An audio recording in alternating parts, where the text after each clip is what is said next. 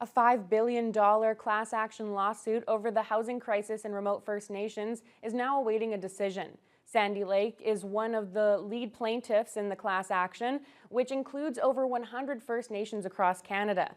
The court hearing wrapped up last Thursday. Justin Hardy reports.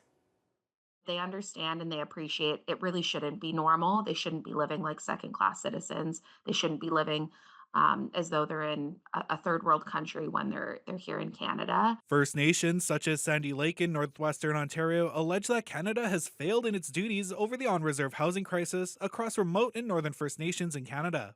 Stephanie Wilsey, a lawyer with McCarthy Tatro, the legal representatives for the First Nations, says the lack of housing in northern and remote communities has severely lowered the quality of life on reserve. Their claim has to do with both the underfunding and policies impacting housing on reserves, which has resulted in severe overcrowding and housing conditions that require significant major repairs.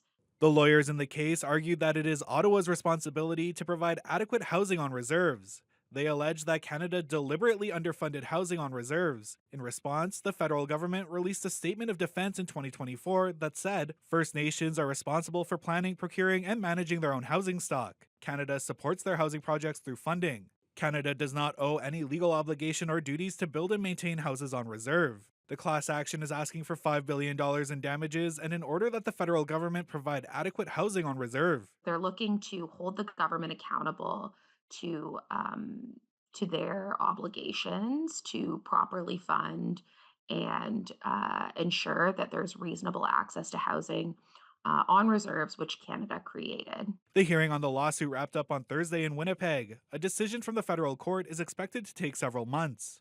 Justin Hardy, TBT News.